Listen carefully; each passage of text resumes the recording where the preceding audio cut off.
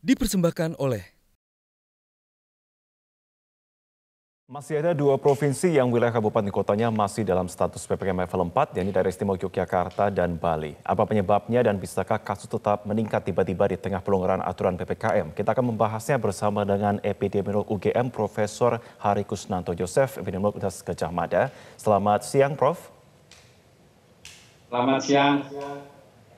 Ya, Prof. Hari, menurut Anda apa yang masih menyebabkan masih adanya wilayah di DIY yang masuk dalam level 4 PPKM? Ya, DIY pun sebenarnya dalam proses penurunan, tetapi memang agak lambat. Permasalahan di DIY itu adalah struktur populasi di mana kita memiliki banyak lansia. Kita tahu semua bahwa lansia kalau kena COVID lebih parah gejalanya dan tingkat kematian relatif tinggi di Yogyakarta. Inilah yang membuat kita harus berhati-hati. PPKM level 4 saya kira sudah tepat, kita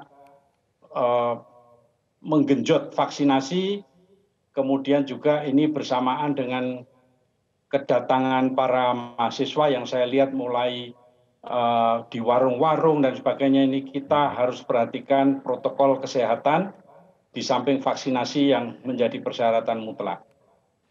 Oke, Prof, kalau menurut Anda penanganan COVID di Yogyakarta sendiri bagaimana? Mengingat kita melihat bersama di beberapa wilayah, katakanlah seperti Kabupaten Kulon Progo, begitupun sempat mengalami krisis oksigen, penanganan rumah sakit, atau seperti apa? Apa yang masih menjadi permasalahan di sana?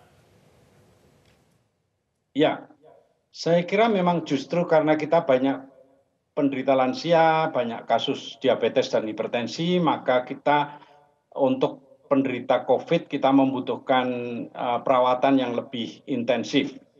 Oksigen sudah membaik sekarang karena dialihkan dari sudah ada rearrangement dari oksigen industri lalu dialihkan ke oksigen medis. Obat-obat sudah dilengkapi pemerintah dan saya kira kita lihat sekarang ICU mulai mereda, berangsur-angsur akan membaik.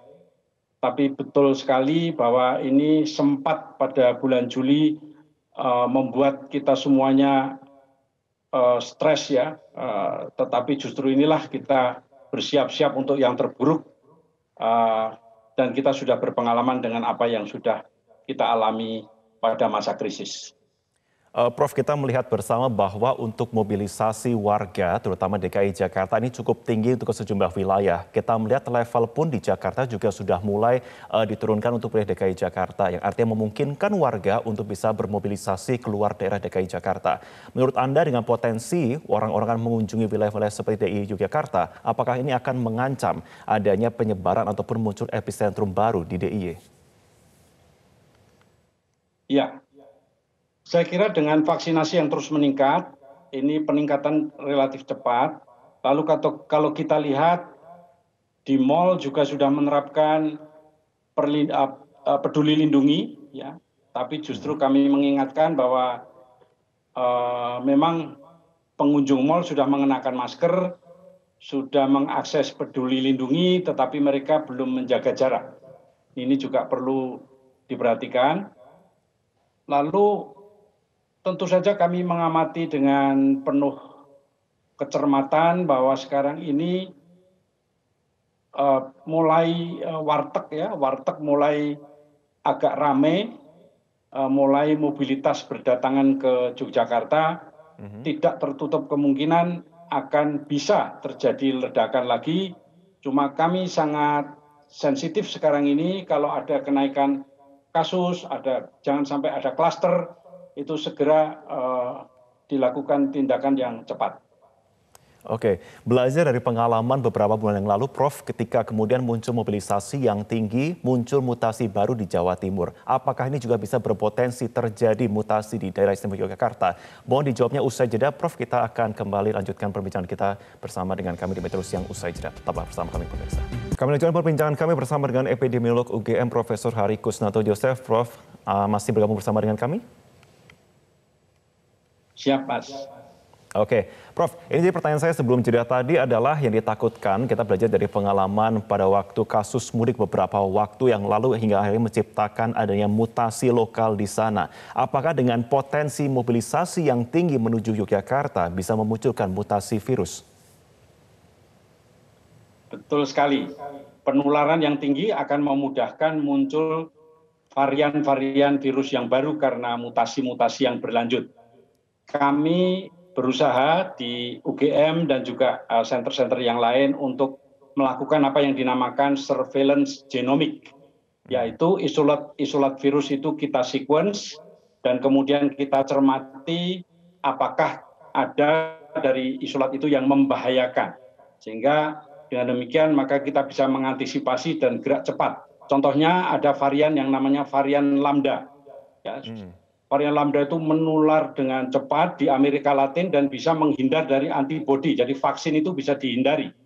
Tetapi ternyata dia tidak fit. Penularannya itu sumbernya di Peru sudah 0 bulan Agustus ini di Peru. Nah, varian Lambda sampai ke Filipina. Ya, ditemukan di Filipina. Di Jogja, di Indonesia ini kita berusaha untuk mencari varian Lambda, sejauh ini masih belum ketemu. Jadi masih negatif. Begitu Mas, jangan khawatir, kita semuanya juga mencermati ini surveillance genomik untuk mengantisipasi adanya varian yang berbahaya. Betul, jangan khawatir, tapi yang perlu dikhawatirkan juga ya Prof, ini adalah bagaimana kemudian tanda kutip keabayan orang ketika hidup bersama dengan COVID-19. Kalau menurut Prof Haris sendiri bagaimana skenario hidup berdampingan dengan COVID dengan fakta saat ini masih ada warga yang masih melanggar protokol kesehatan, sosialisasi yang masih belum sampai ke bawah, akan seperti apa kiranya? Ya, saya kira berdampingan ya, hidup berdampingan dengan virus itu kan maksudnya bahwa virus ini masih akan lebih lama lagi bersama kita. Jadi untuk itu kita harus memegang suatu sikap bahwa virus ini sewaktu-waktu masih bisa menular kepada kita. Sehingga vaksinasi tetap, protokol kesehatan tetap, menghindari mobilitas itu masih kita lakukan sampai nanti virus dinyatakan sudah eliminasi. Ya, belum hilang, tapi eliminasi, tidak ada penularan lagi. Itu pun kita juga harus mencermati bagaimana kita nanti akan